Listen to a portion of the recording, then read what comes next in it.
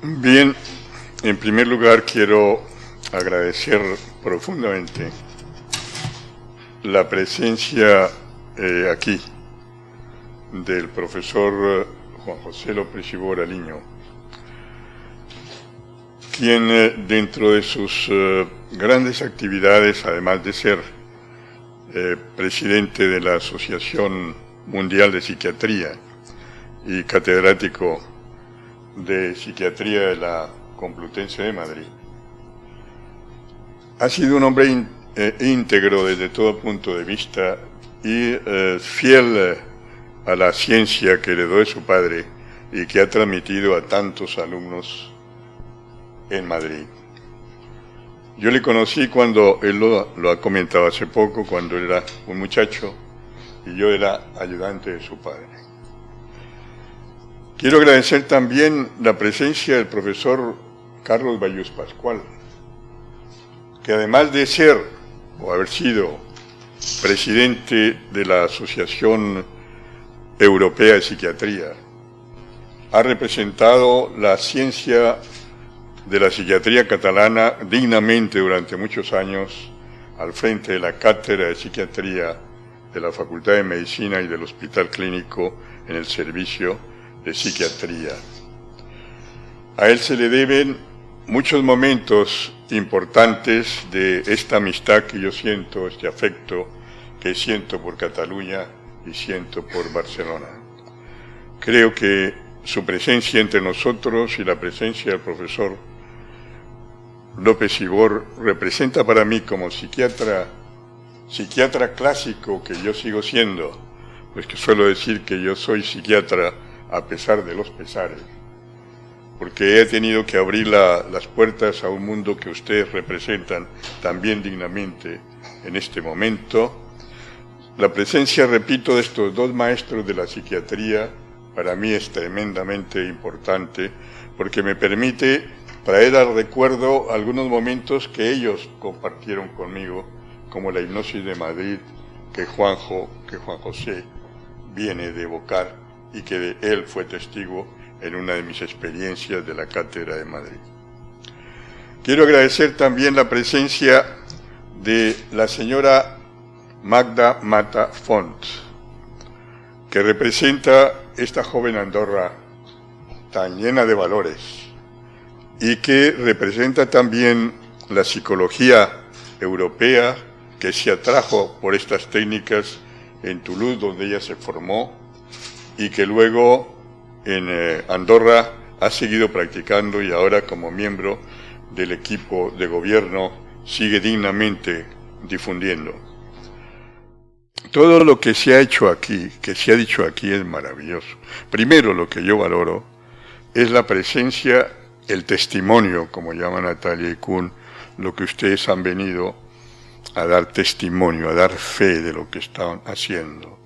Esto es fenomenología pura.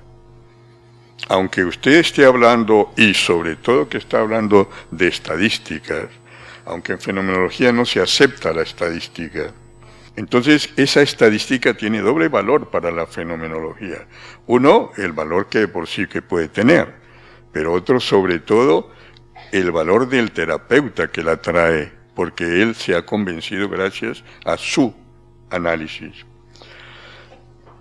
Dentro de este orden de cosas, ¿por qué llegué yo a la fenomenología? Claro, la primera vez que oí hablar de fenomenología fue del padre del profesor Juan José aquí presente. Por primera vez oí yo hablar en el servicio de psiquiatría del Hospital Provincial de Madrid, actualmente Museo Reina Sofía, donde yo creé la sofrología. Él nos hablaba de la dimensión germánica tan querida por muchos de los psiquiatras españoles, especialmente el profesor López Ibor, quien ha querido siempre, y seguramente sus hijos también, y el profesor Juan José aquí lo mismo, la psiquiatría alemana ha sido muy importante en la historia de la medicina. Pues bien, la palabra fenomenología echaba una luz sobre lo que yo estaba viviendo. ¿Por qué el profesor Juan José, cuando era estudiante de psicología primero o segundo año de medicina, entra untado de cadáver, porque yo también me unté en esa misma facultad un poco antes, 2 horas diarias de disección dábamos durante 2 años, y no sé, creo que todavía lo siguen haciendo. Pues bien, ¿por qué vio la hipnosis? ¿Por qué vio cómo esto era raro? Yo les voy a explicar por qué y por qué yo creé la sofrología. Es muy simple. Yo cuando entré como alumno interno del hospital provincial y tuve la suerte de que el profesor López Igor, que ya era famoso, me aceptara, entré como interno de aquel servicio, me encargaron, dentro de la dinámica de los internos, de las cosas menos agradables que en el hospital, que en el servicio se hacía, o las menos apetecibles que había. Electrochoques, comas insulínicos, era fundamentalmente lo que yo tendría que colaborar en esa sección. Hacer electrochoques, que entonces en la posguerra española eran muy duros, ahora todavía en algunas partes creo que los siguen usando. Bien, yo tenía que poner electrochoques diarios, participar en los comas insulínicos, y yo me preguntaba, joven médico recién terminado, ¿por qué todo lo que se está haciendo para curar enfermos mentales, entre otras cosas, se hacían curas de sueño, que yo no sé si ahora todavía se practica, curas de sueño, había unas salas que llamábamos sala de Morfeo porque todo el mundo dormía? ¿Por qué en psiquiatría todo lo que se aplique, y también la poca farmacología que había, que eran algunos barbitúricos, por qué todo tiene que movilizar la conciencia? ¿Por qué yo pongo un electroshock? Yo los ponía por la mañana, muchas veces no había el aparato de electroshock, o estaba averiado o lo que fuera, y teníamos que poner electroshock directo, el choque de corriente directo, sin aparato. Buscábamos la convulsión, lo que yo llamaría el coma cinético. La persona pierde la conciencia y empieza a convulsionarse, descarga. Muchas veces, afortunadamente, la respuesta es positiva y justifica esta terapia tan activa. ¿Por qué teníamos que llevar al coma con insulina a los pacientes? ¿Por qué estábamos actuando a nivel de la conciencia siempre? La pregunta era sumamente sencilla. ¿Por qué la conciencia debe moverse para curarse? ¿Y qué es la conciencia? La respuesta era muy simple. La conciencia es la base de la existencia humana. Entonces, voy a aprender lo que es la conciencia. Bueno, hay una conciencia filosófica, hay una conciencia religiosa, hay una conciencia... Pero la conciencia vital, la conciencia que se enferma, ¿qué es la conciencia? Entonces tuve la idea de crear un movimiento científico que aportara a la medicina, porque yo era rígidamente médico. Entonces yo era un médico clásico y lo sigo siendo. Entonces, ¿por qué en medicina no estudiábamos la conciencia? Se estudiaba todo menos la conciencia. En todos los 7 años de carrera que estudiábamos en Madrid, que yo estudié la medicina en Madrid, ni una hora se empleaba para estudiar la conciencia. Y 2 años a 2 horas diarias de anatomía para estudiar los cadáveres. Era curiosa la pregunta. Entonces dije, bueno, el único camino es que los jóvenes médicos vamos a crear una escuela que pueda ofrecer a la medicina una especialidad de la conciencia. Entonces estuve buscando nombres, y claro, los nombres griegos se estudiaron, y me pareció que el nombre sofrología sonaba bien, era importante. Armonía, fren, logos, sofrología en raíces griegas, en formantes griegos, es una palabra opuesta a la esquizofrenia. Esqui es ruptura, sos armonía, fren, mente. esquizofrenia, la enfermedad más grave que tenemos en psiquiatría, que es la ruptura de la conciencia. ¿Por qué no vamos a crear una sofrología, una sofrenia? Caía bien, y entonces el profesor López Ibor autorizó la creación del servicio y todavía guardamos la placa que se puso Departamento de Sofrología y Medicina Psicosomática. Había que agregar psicosomática.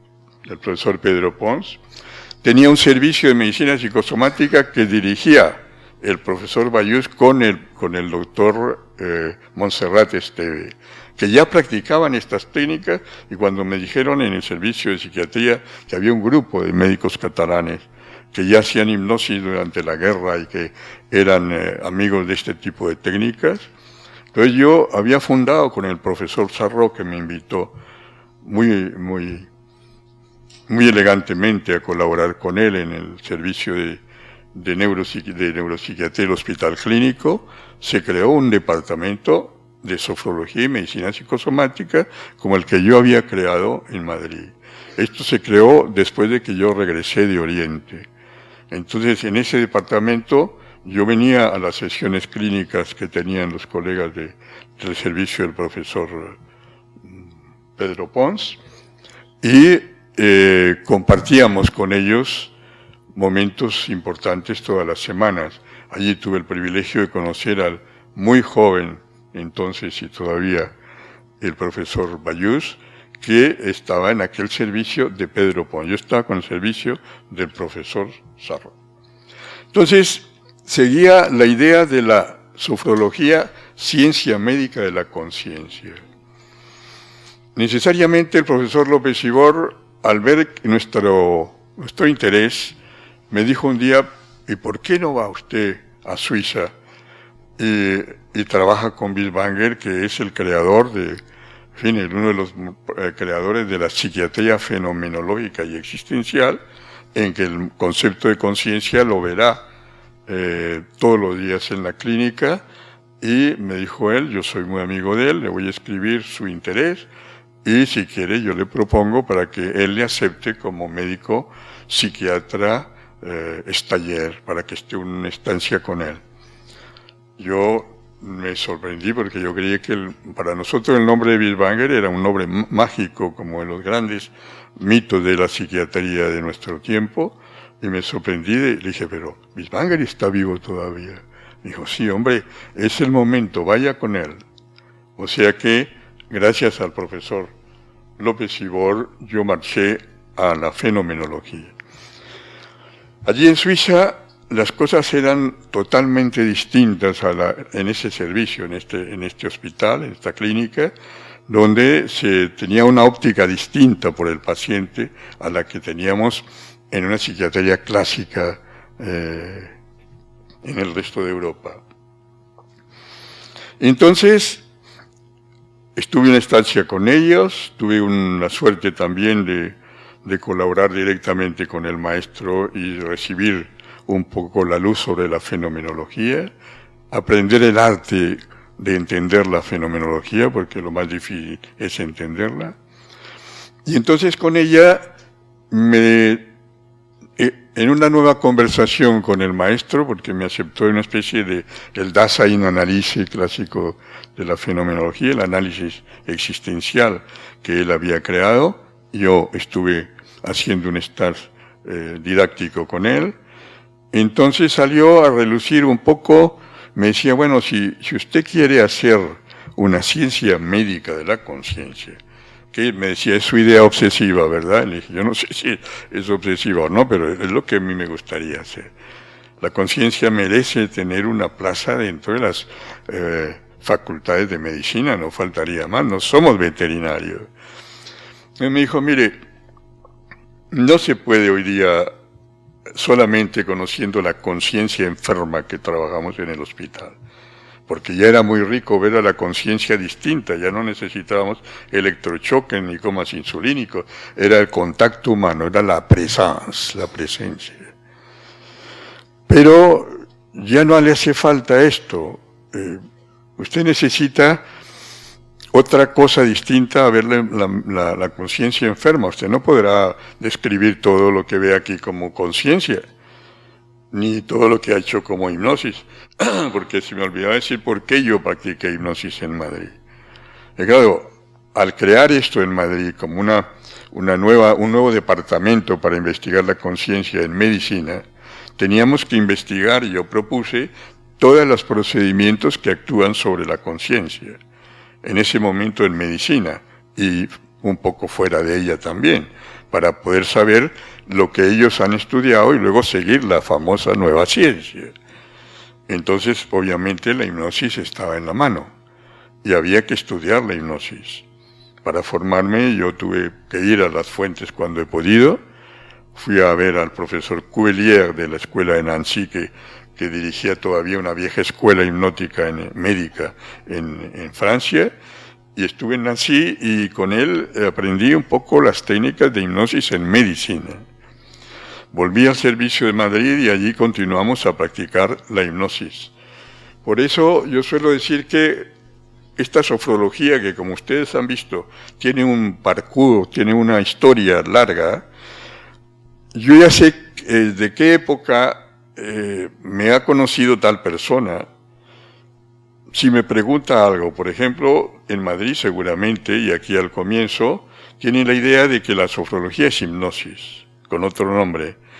Entonces la hipnosis se estudió, se sometió al estudio médico, al estudio de electroencefalograma, que era la base. Mi tesis doctoral versó sobre el tema del electroencefalograma en casos de modificación de la conciencia, donde estaba la hipnosis, donde estaba la relajación de Schultz y otras técnicas que estábamos practicando.